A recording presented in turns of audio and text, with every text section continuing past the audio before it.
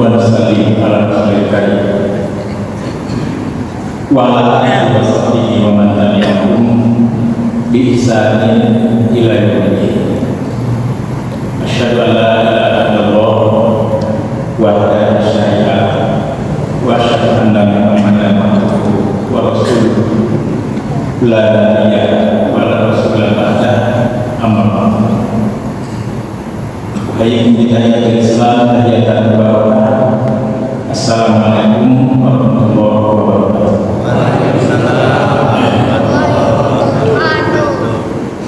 Mohon maaf agak lambat. Tadi malam saya baru tiba di Bekasi, acara di Lembang. Subuh tadi Pak Kiai Haji Muhammad Atian Alidari mengundang untuk kembali ke Bandung dalam rangka seminar nasional terkait sikap kaum muslimin menghadapi geopolitik dan pengaruhnya terhadap akidah umat. Jadi jam 2:30 sampai jam 3 saya masih di Bandung. Alhamdulillah Bandung sudah ada di sini. Mohon maaf yang sebesar. Saudara-saudara, saya akan berangkat dari 3 ayat yang mengingatkan kita pentingnya belajar terhadap perjalanan masa lalu. Dan yang kedua, pentingnya berpijak pada pedoman agama, yakni hablullah al-matin, tali Allah yang kokoh dalam menghadapi segala persoalan yang terjadi di hadapan kita. Dan yang ketiga, Allah berjanji hamba Allah umat Rasulullah Sallallahu Alaihi Wasallam adalah umat yang dijamin keunggulannya dengan syarat apabila mereka mukmin. Jadi berangkat dari situ kita akan mencoba memotret sikap seperti apa yang seharusnya dimiliki oleh seorang muslim dalam menghadapi berbagai persoalan termasuk geopolitik global dan pengaruhnya terhadap cara pandang kaum muslimin terhadap peristiwa yang berlalu di hadapan kita. Ibadillah azza Allah berfirman yang pertama, A'udzubillahi minasyaitonir rajim. Qad khalat min qablikum sunnatun fasiru fil ardi fanzuru kaifa kana akibatul mukadzimin. Bisa. Allah katakan telah berlalu umat masa lampau. Karena itu menjelajahlah kalian di seantero muka bumi. Lihat, perhatikan kaifa kana akibatul mukadzimin, bagaimana Allah timpakan kepada mereka orang-orang yang mendustakan terhadap agama. Itu satu. Jadi kita disuruh untuk belajar masa lalu. Selain kita mengalami apa yang terjadi kita alami hari ini, dan itu pun berpikir keras seperti apa masa depan.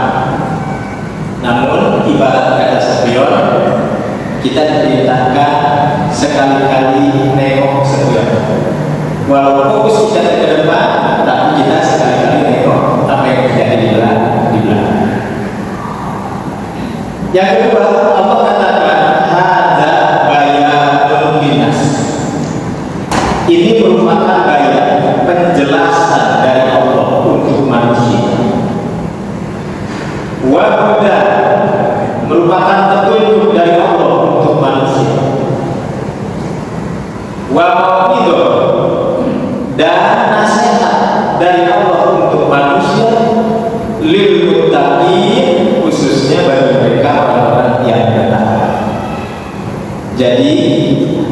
penjelas, petunjuk, dan memberi peringatan, nasihat. Kalau kita mengambil pelajaran berharga, maka kita akan mendapatkan manfaat. Lalu yang ketiga Allah katakan, wala tahinu wala tahzan. Janganlah kalian merasa rendah, bersedih hati. Wa antumul a'launa. Kalian ini kata Allah, a'laun. Manusia-manusia yang diunggulkan oleh Allah. In kuntum mu'minin, salahnya jika kalian beriman. Berarti tidak timur, tidak barat, tidak jazirah Arab, tidak non Arab, tidak bangsa Arab ataupun di luar bangsa Arab. Tetap kalau tidak bisa menunjukkan keimanannya di hadapan Allah, dijamin tidak iman. Namun siapapun manusianya, di timur, di barat, di Eropa, di negeri muslim, bahkan di luar negeri muslim, kaum muslim, di dalam teluk ataupun di luar teluk, kalau dia beriman, maka Allah akan tunjukkan keunggulannya. Iman fiddin azabullah. Dalam sejarah peradaban, ketika Nabiullah Muhammad SAW lahir di muka bumi, maka di permukaan bumi ini sudah ada dua peradaban yang sangat luar biasa terkenal, peradaban Romawi dan peradaban Persia. Selain peradaban Romawi dan Persia, ada juga keyakinan ideologi anutan masyarakat terhadap keyakinan agamanya yang hidup saat itu, baik Yahudi ataupun Nasrani. Berarti yang disebut oleh Nabi Yahudi, Nasrani, Romawi, Persia. Maka empat ini sangat mempengaruhi cara pandang, sangat mempengaruhi gaya hidup, sangat mempengaruhi perkembangan manusia saat ini. Maka Rasulullah mulai mewaspadahkan kepada para sahabat radhiyallahu alaihi ajma'in. Apa kata beliau?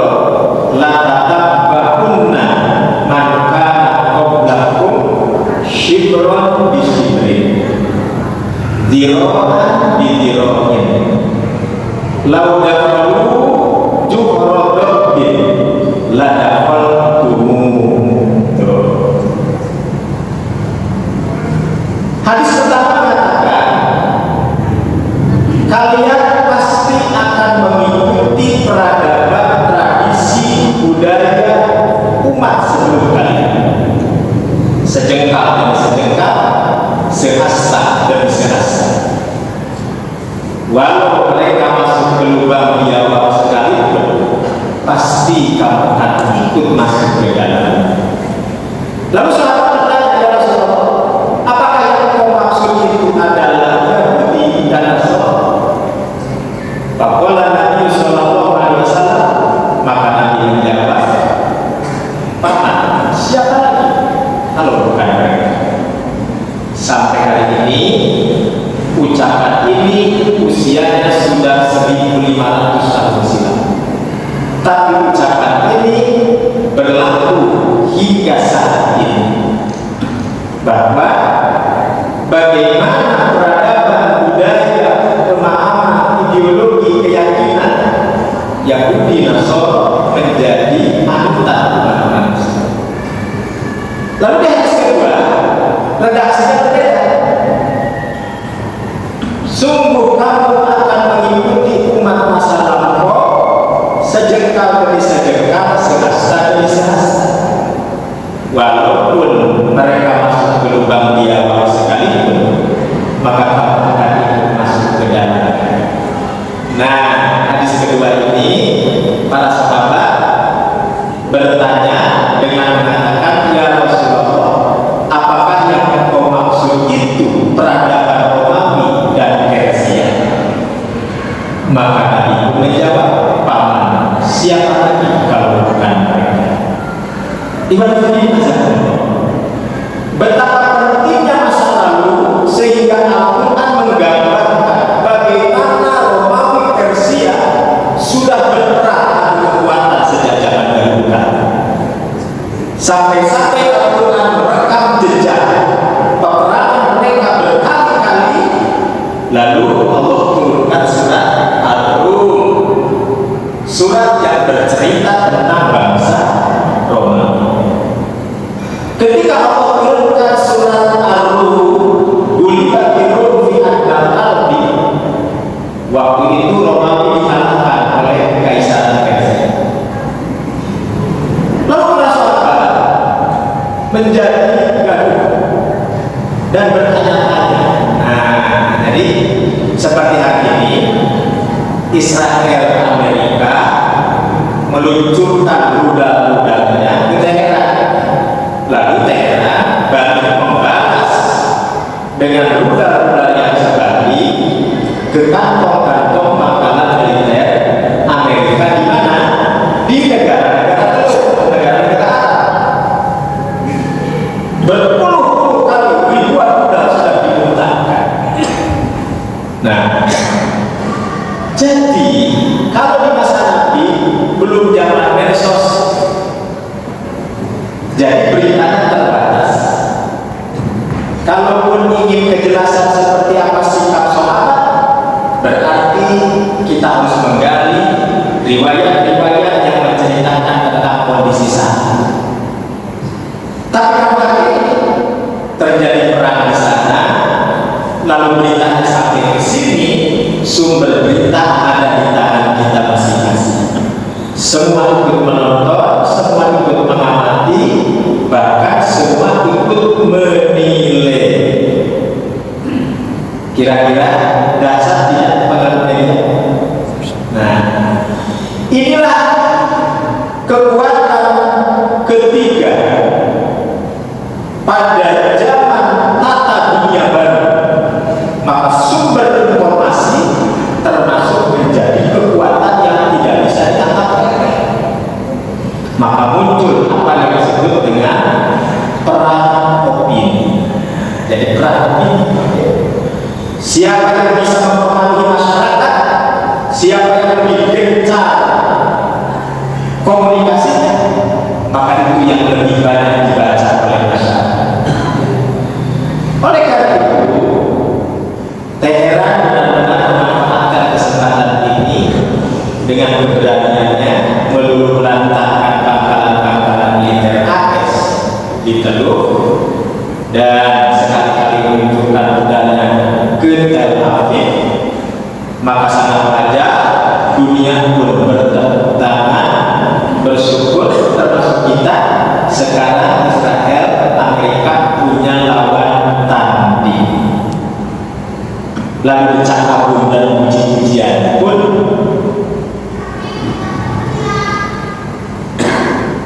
muncul dengan derasnya dari semua mata memandang Teheran.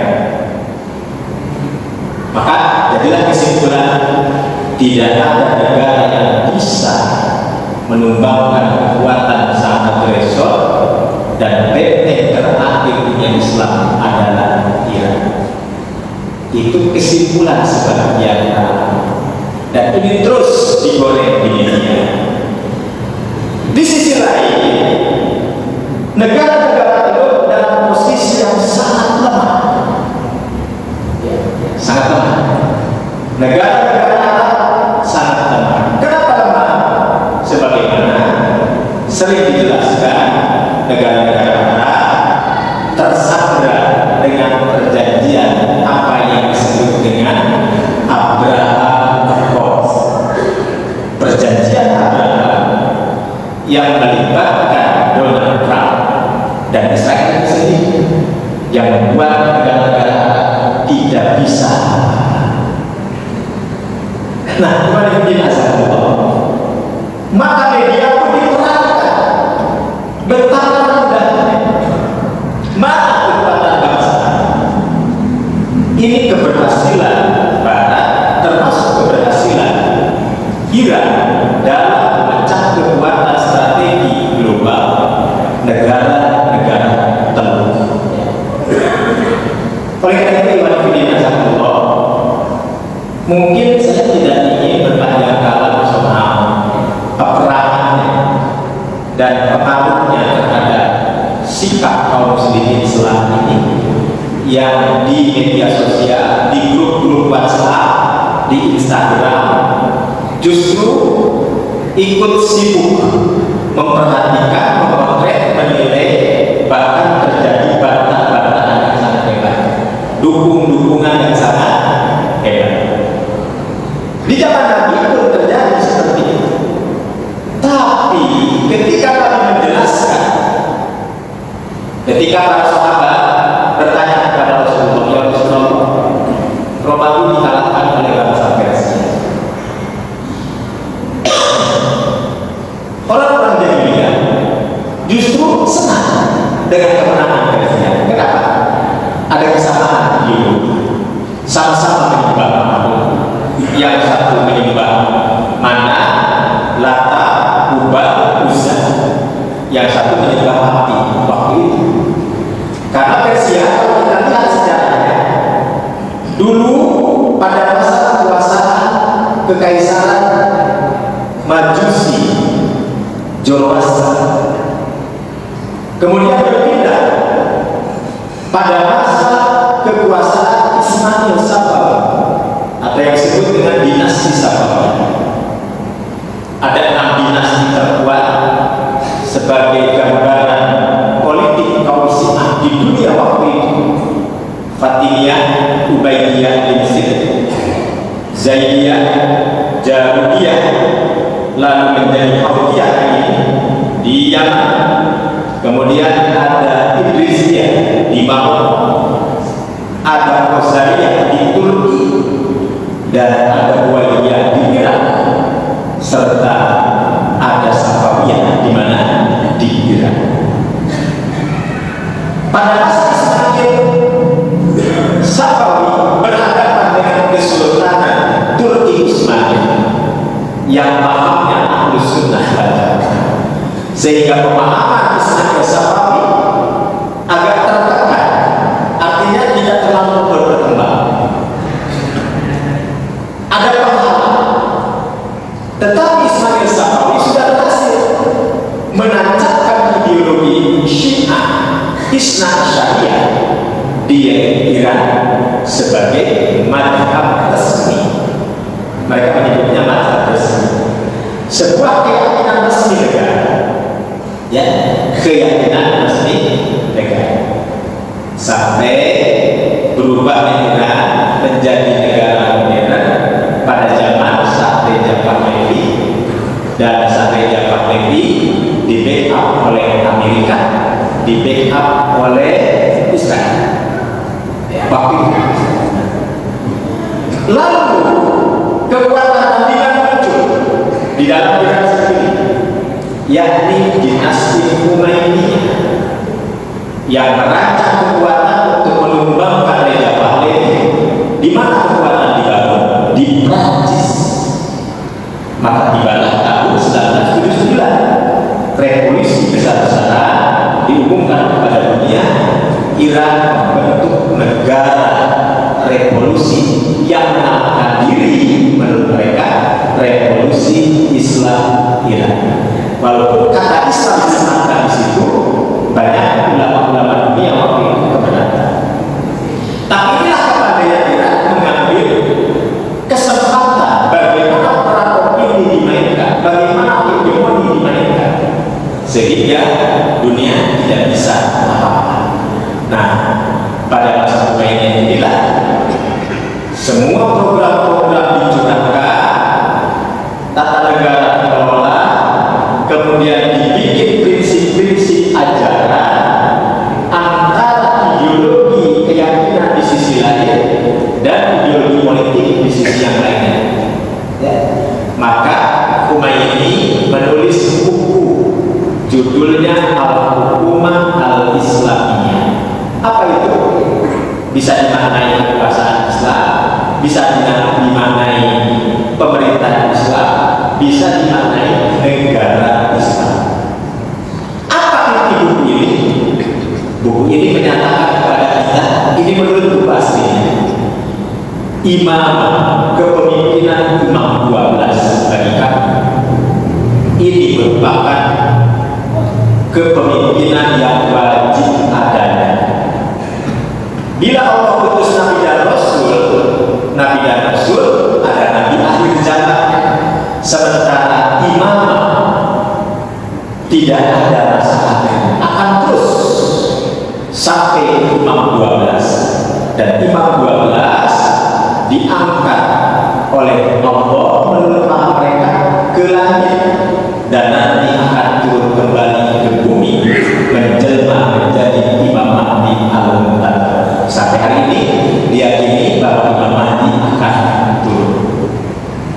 Sementara Imam Mahdi dari langit belum turun, maka imam digantikan oleh pemimpin revolusi tertinggi dengan gelar Imamul Ummah, Ayatullah Ruhullah. Sampai di situ bisa paham?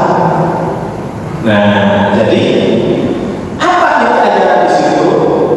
Imam bagi kami melebihi dari posisi Nabi sekalipun, bahkan tidak bisa dijangkau oleh malaikat. Nah, ini mulai dari situ.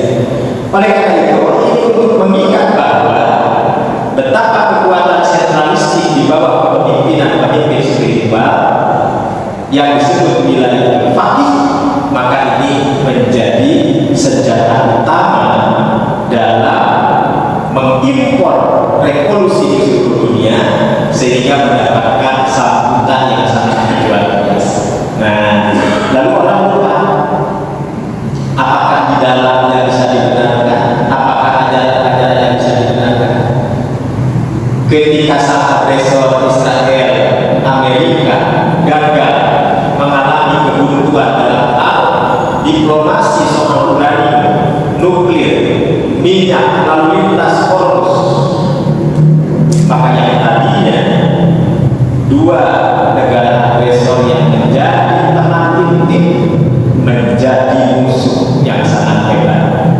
Jadi silakan Bapak Ibu baca tulisan saya. Ada 4 tulisan saya ini. Udah bulan ini saya tulis 4. 1, revolusi Syiah dari imamah hingga wilayatul faqih. 1. Yang kedua, mendukung jihad Islami Palestina dan mewaspadai bangkitnya kembali hegemoni Persia, hegemoni Syiah Persia.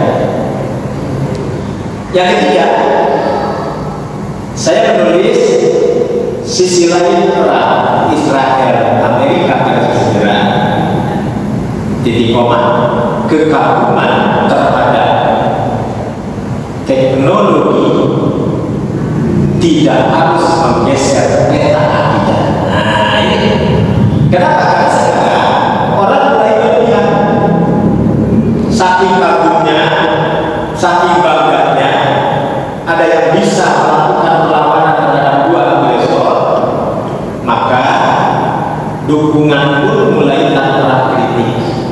Di beberapa jamaah banyak pertanyaan, kami dibombardir pertanyaan yang sangat banyak. Ketika kita jelaskan, ya kata saya, tahan dulu, jangan berlebihan dan jangan terburu-buru menyimpulkan. Lihatlah saja.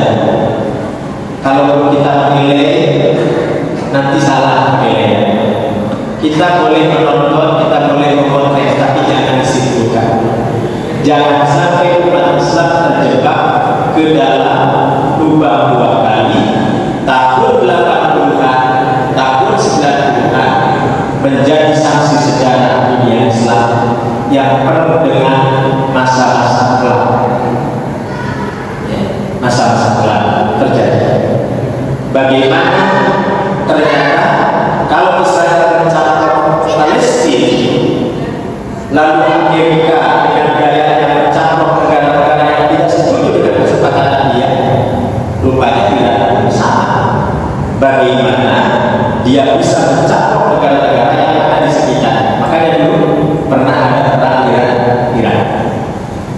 Kemudian ada lagi invasi Kuwait.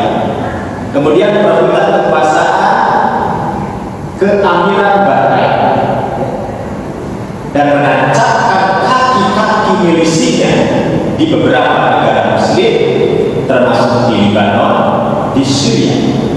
Oleh karena itu, Presiden Ahmad Shara dari Syria, termasuk Grand Sheikh dari Syria, mengatakan kalau kalian ingin tahu bagaimana rasanya keterlibatan Iran membantu Bashar al-Assad yang di belakangnya adalah Rusia, puluhan tahun kamu hidup di dalamnya, dan jutaan kaum muslimin pun binasa di Syria. Artinya tidak kalah hebat dengan pembantaian yang terjadi di mana? Di Gaza, Palestina.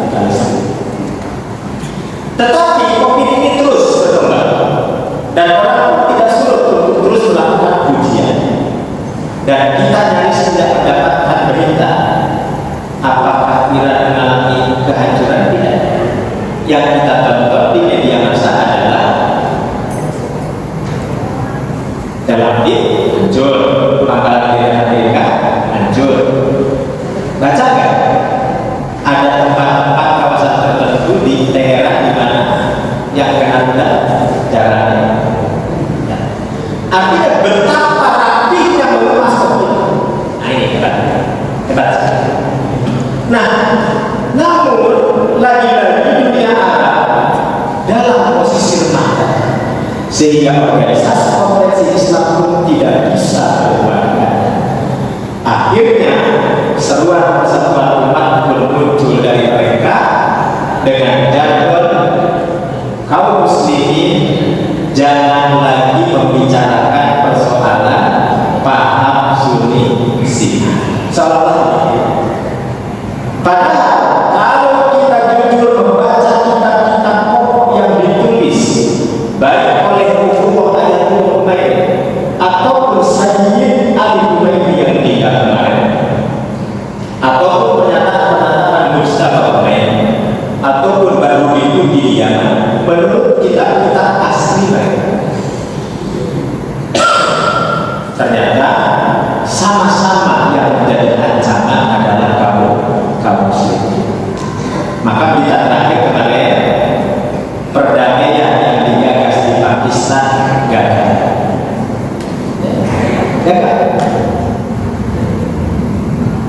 Perdamaian yang digagas di Pakistan gagal.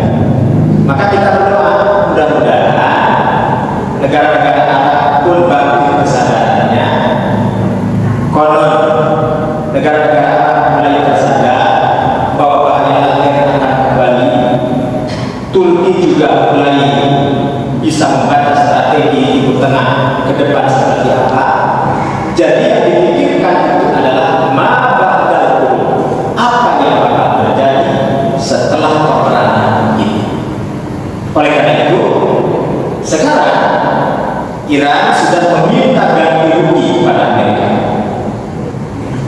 karena serangannya. Berarti memang ada kerusakan. Jadi bohong kalau tidak ada kerusakan. Iran sudah meminta ganti rugi terhadap Amerika. Amerika juga meminta ganti rugi ke siapa? Ke negara-negara teluk. Nah ini, ke negara-negara teluk. Dan jumlahnya fantastis. Sementara di negara-negara mereka sendiri tidak setuju dengan pandangan-pandangan negara yang menjadi komando induk baik negara-negara NATO di Eropa ataupun yang menjadi sekutu-sekutu Donald Trump sudah terjadi dengan kelakuan Donald Trump ini. Bahkan peristiwa ini yang lagi ramai terjadi jam 8 di salah satu pertemuan Donald Trump. Ada tembakan dan namun sebelumnya lagi ramai di media Amerika. Sebelumnya ada ucapan omongan para wartawan. Nanti kita akan menyaksikan kelucuan. Kita akan menyaksikan kelucuan. Jadi sekarang Donald Trump menjadi bahan mainan di sana. Menjadi bahan mainan.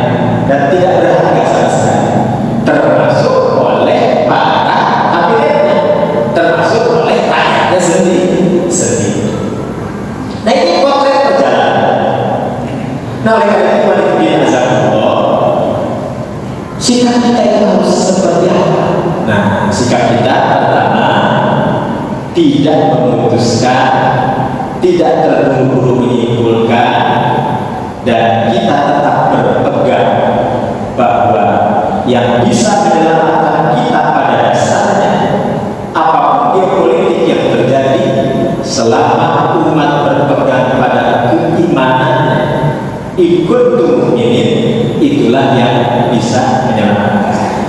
Maka apabila terjadi fitnah yang teramat dahsyat, apa yang harus kita lakukan? Berpeganglah pada tali Allah. Kenapa?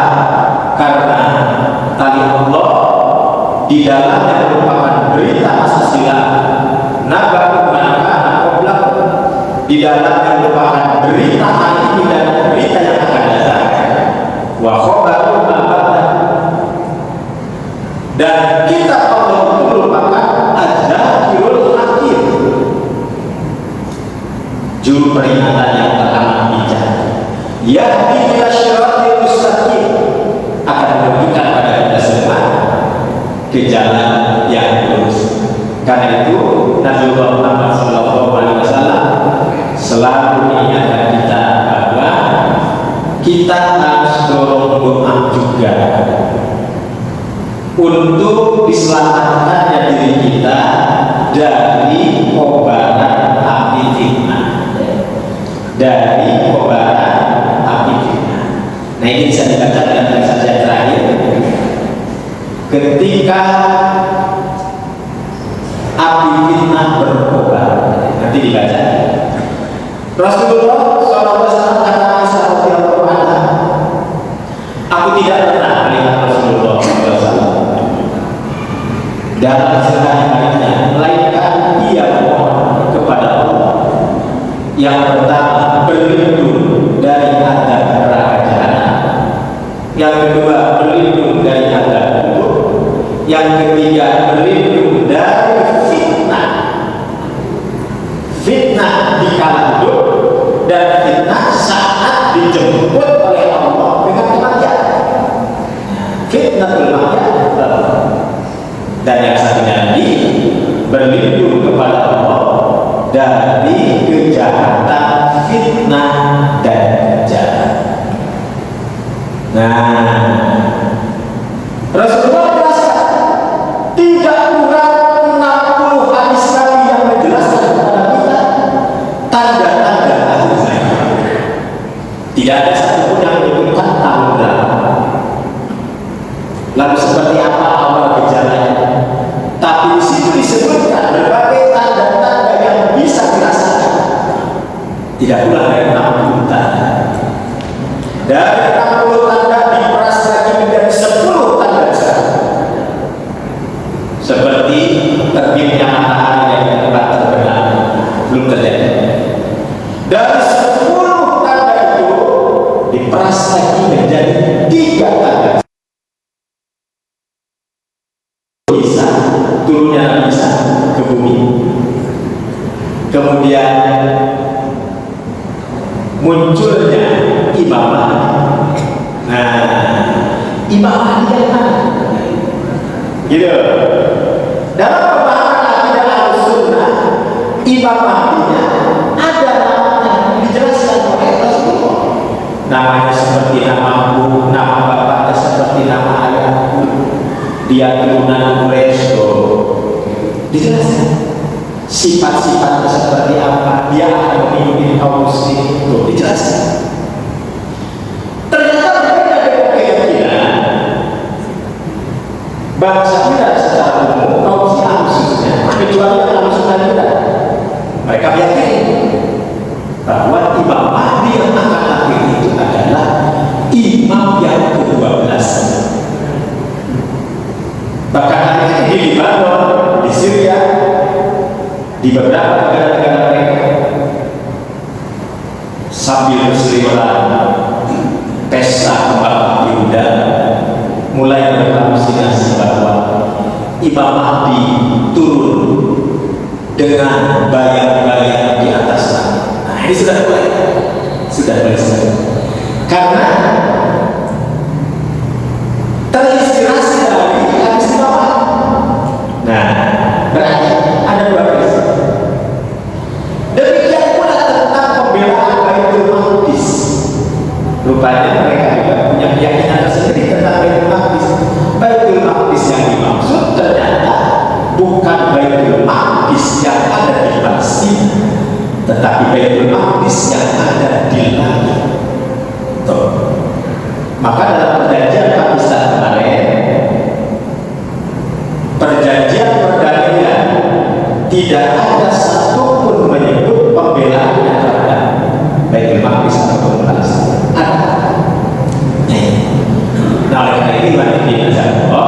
memang kalau di sisi lain dari sisi kemanusiaan tentu orang menilainya ya sudah, lupakan soal ideologi, lupakan soal pemahaman, ini soal kedzaliman. Nah, akhirnya ini soal kemanusiaan. Ya, dibanding kaum muslim di Yaman, di Irak dulu, di Syria itu juga soal kemanusiaan. Nah, ini persoalan-persoalan yang sulit untuk dijelaskan kepada kaum muslim. Kemarin ketika saya menyampaikan masalah ini, ada ibu-ibu protes, maksudnya baik. Pak Ustaz, bukankah mereka juga kan kaum muslim juga? Ya. Tapi mereka kenapa harus menghina-hina Aisyah? Kata saya, kenapa di dalam kitab-kitab mereka disebutkan karena Aisyah fitnah? Aisyah itu dia adalah masuk neraka.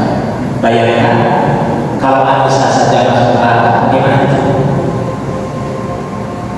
Abu Bakar As-Siddiq, Umar bin Khattab, Utsman bin Affan, mereka merampas kekuasaan dan wajib mendoakan laknat atas mereka. Maka mereka punya doa, Allahumma ansurnaa Quraisy Abu Bakr. Nah, lalu kita harus memaafkan, lalu kita harus ikut. Ya, tidak bisa saja. Andai orang-orang kepercayaan Nabi yang Nabi jamin fil jannah, kata Nabi, mereka meriwayatkan ribuan hadis. Kalau mereka ditolak, berakhir hadis yang tertolak. Maka mereka mengatakan hadis yang datang dari Aisyah, dari Abu Bakar, dari Umar tertolak. Nah, lalu ketika katakan bagaimana Aisyah final dalam ritual mereka terus menyerukan ribuan orang turun ke jalan sambil berteriak, memasang balon-balon terbang yang bertuliskan sepanduk besar, karena Aisyah final, karena Aisyah final. Lalu ada jemaah bertanya, Pak Ustaz, kenapa mereka berkeyakinan Aisyah final? Jangan-jangan Aisyah tidak salah? Jadi artinya sudah mulai terprovokasi, terpengaruh dengan keadaan yang ada, walaupun hanya sekedar berita media sosial. Oleh karena itu, Iwan Fidin Azamullah, saya mengingatkan kepada diri saya dan kepada hadirin semua, mari kita jaga agama ini dengan baik dan benar, berdasarkan disiplin ilmu. Apapun namanya, siapapun pelakunya, yang melakukan penentangan terhadap kitab Allah dan sunnah Nabi, dimanapun bangsanya, dari turunan kerah mana yang mereka banggakan, semua itu Al-Quran menyebutnya adalah sabilal mujrimin, jalan yang ditempuh oleh orang yang melakukan dosa di hadapan Allah Subhanahu wa Ta'ala. Oleh karena itu, mudah-mudahan kita belajar lagi, kita membaca lagi, dan silahkan dibaca tulisan-tulisan kami yang tadi saya sebutkan. Mudah-mudahan bisa paling tidak memberikan pencerahan, wabil khusus bagi diri saya sendiri dan umumnya bagi kita semua. Jangan lupa mohon kepada Allah, Allahumma inni a'udzubika min fitnatil mahya wal mamat wa min syarri fitnatil masiihid dajjal. Dalam bahasa sederhana, dajjalnya belum muncul, dajjalnya belum muncul, tapi umat sudah saling mengganti satu sama lain. Umat sudah saling mencemooh satu sama lain. Bagaimana kalau dajjal bertanya muncul? Sebagai kalangan kita mohon kepada Allah saja agar dunia aman, supaya Allah cepat-cepat menurunkan imamah. Nah, kalau kita mohon kepada Allah cepat-cepat imamah di segala turun, itu artinya kiamat pun akan Tidak, karena hadis Nabi mengatakan kiamat tidak akan turun melainkan Allah turunkan Imam Mahdi. Nuzulnya Isa dan turunnya Dajjal, dan itu dirahasiakan oleh Allah. Oleh karena itu persoalan akhir zaman adalah persoalan bagian dari kegoiban. Jadi kita tidak boleh memastikan itu bagian